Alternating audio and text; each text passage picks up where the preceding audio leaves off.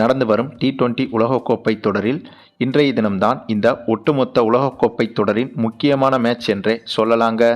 ஏனென்றால் இன்றைய போட்டியில் இந்திய அணியும் பாகிஸ்தான் அணியும் மோதியிருந்தது.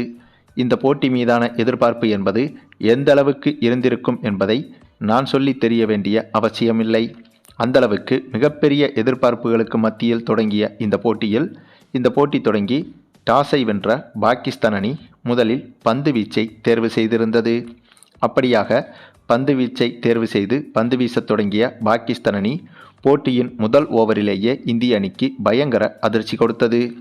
அவங்க முதல் ஓவரிலேயே இந்திய அணியின் அதிரடி மன்னன் அபிஷேக் சர்மா ரன்கள் ஏதும் எடுக்காமல் முட்ட ரன்னில் விக்கெட்டை இழந்தார். இந்த ஒரு சம்பவம் என்பது இந்திய அணிக்கு மிகப்பெரிய பின்னடைவாக அமைந்துவிட்டது. ஏனென்றால் தற்போது T20 கிரிக்கெட் வரலாற்றில் உலக அளவில் நம்பர் 1 பேட்ஸ்மேன் என்றால் அது அபிஷேக் சர்மா மட்டும்தான். அப்படி உலக அளவில் நம்பர் 1 பேட்ஸ்மேனையே இந்த போட்டியில் ரன் ஏதும் எடுக்க விடாமல் பாகிஸ்தான் அணி வீழ்த்தி இருந்தது.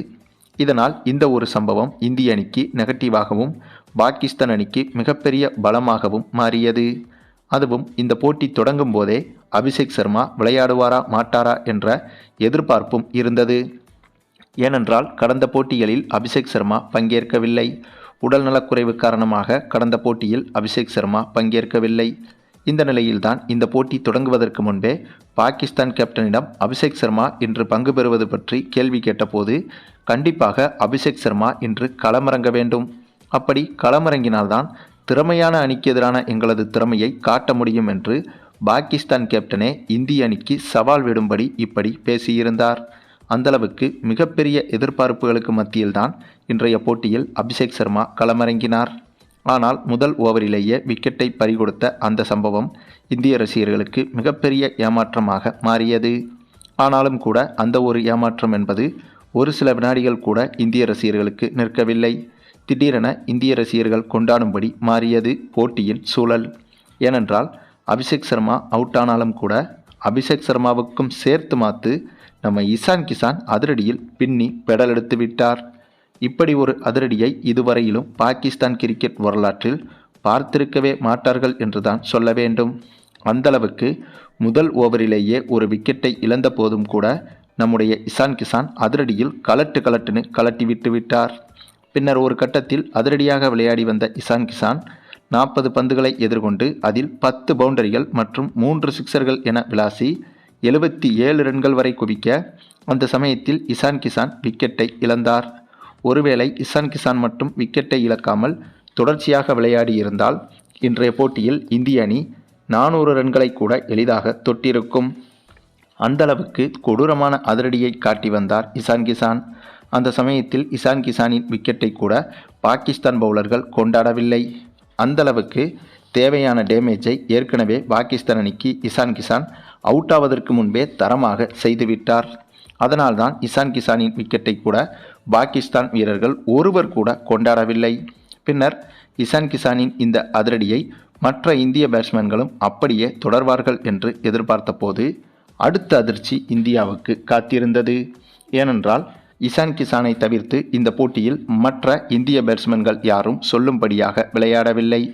இசான் கிசானுக்கு பிறகு திலக் வர்மா, சூரியகுமார் யாதவ், ஹார்திக் பாண்டியா, சிவம் தூபே, ரிங்கு சிங், அக்சர் பட்டேல் என இப்படி மிகப்பெரிய பேட்டிங் வரிசை இருந்தாலும் கூட இவர்களில் யாருமே சொல்லும்படியாக அதிக ரன்களை எடுக்கவில்லை.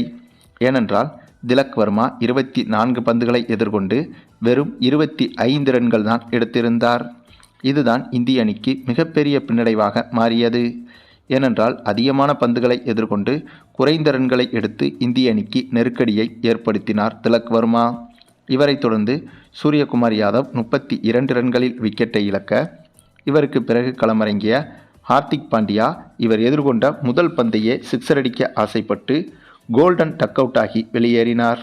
அதற்கு பிறகு சிவம் தூபே ஓரளவுக்கு சிறப்பாக விளையாடினாலும் 27 ரன்கள் மட்டுமே தான் இவர் எடுத்திருந்தார். இவரை தொடர்ந்து ரிங்கு சிங் 11 ரன்கள் எடுத்திருந்தார். அக்சர் பட்டேலோ இவர் எதிர்கொண்ட கடைசி ஒரு பந்தை சிக்ஸர் அடிக்க முயன்று இவரும் ரன்கள் ஏதும் எடுக்காமல் விக்கெட்டை இழந்துவிட்டார். இதன் காரணமாக எங்கேயோ போக வேண்டிய இந்திய அணியின் ஸ்கோர் என்பது 20 ஓவர்கள் முடிவில் 7 விக்கெட் இழப்பிற்கு 175 ரன்கள் மட்டுமே தான் எடுக்க முடிந்தது. இந்த இலக்கு என்பது ஓரளவுக்கு நல்ல இலக்கு என்று சொன்னாலும் கூட பாகிஸ்தான் அணியை பொறுத்தவரையில் இந்த இலக்கை எளிதாக எட்டிவிடும் என்றுதான் எதிர்பார்க்கப்பட்டது.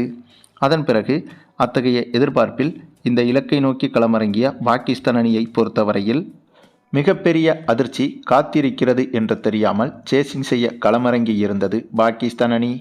ஏனென்றால் இந்த போட்டியில் சேசிங் செய்ய களமிறங்கிய பாகிஸ்தான் அணியோ முதல் 2 ஓவர்களிலேயே 3 விக்கெட்டுகளை இழந்தது. இந்த ஒரு சம்பவத்தை பாகிஸ்தான் அணி எதிர்பார்த்திருக்கவே மாட்டார்கள். ஏனென்றால் பாகிஸ்தான் அணி சேசிங் செய்ய களமிறங்கி முதல் ஓவரிலேயே நம்ம ஹார்திக் பாண்டியா பந்து வீச, அப்படி வீசிய இவர் பாகிஸ்தான் அணியின் தற்போதைய அதிரடி பேட்ஸ்மேன் ஃபர்கான் என்ற பேட்ஸ்மேனின் விக்கெட்டை வீழ்த்தி முதல் ஓவரை மெய்டனாக வீழ்த்தினார். அதனைத் தொடர்ந்து 2வது ஓவரை வீச வந்த நம்ம ஜாஸ்பிரீத் பும்ரா அந்த ஓவரில் ஷாயிப் அயூப் மற்றும் பாகிஸ்தான் கேப்டன் சல்மா ஆகா என்ற இருவரையும் விக்கெட்டை வீழ்த்தி வெவிலி அணிக்கு அனுப்பி வைத்தார். ஆகவே போட்டியின் முதல் 2 ஓவர்களிலேயே இந்த போட்டியின் ரிசல்ட் என்பது தெரிந்துவிட்டது. அதற்கு காரணம், இனிமேல் இந்த போட்டியில் பாகிஸ்தான் அணியால் வெற்றி பெற முடியவே முடியாது என்பது அப்போதே தெரிந்துவிட்டது என்றுதான் சொல்ல வேண்டும். ஏனென்றால் இந்த போட்டி நடைபெறும் பிச்சில் 170 ரன்களுக்கு மேல் முதலில் பேட்டிங் செய்யும் அணி எடுத்துவிட்டால் அந்த இலக்கை சேசிங் செய்யும் அணி வெற்றி பெறுவது மிகவும் கடினமாகும். ஆனாலும் கூட இந்த போட்டியில் முதல் பாதியில் நன்றாக விளையாடிய இந்திய அணி கடைசி பாதியில் மொத்தமாக விக்கெட்டுகளை இழந்ததால் தான் பாகிஸ்தான் அணியாலும் இந்த போட்டியில் எளிதாக சேசிங் செய்துவிட முடியும் என்று முதல் பாதியில் தோன்றியது.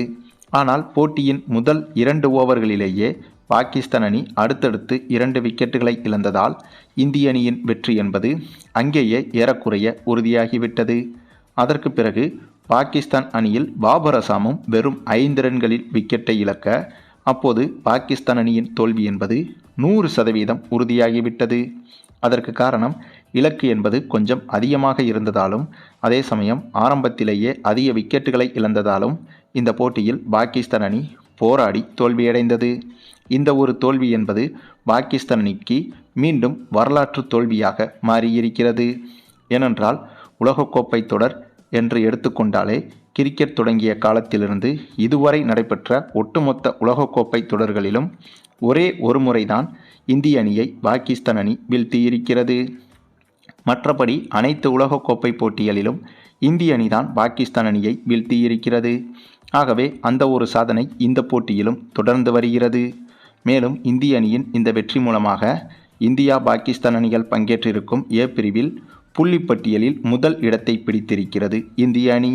சரி, நீங்கள் சொல்லுங்கள், இந்திய அணியின் இந்த ஒரு மாபெரும் உலக சாதனை வெற்றியை பற்றியும், குறிப்பாக இந்த போட்டியில் நம்ம இஷான் கிஷானின் அதிரடி ஆட்டத்தை பற்றியும் நீங்கள் என்ன நினைக்கிறீங்கன்னு உங்களுடைய கருத்துக்களையும் கமெண்டில் தெரிவிங்க.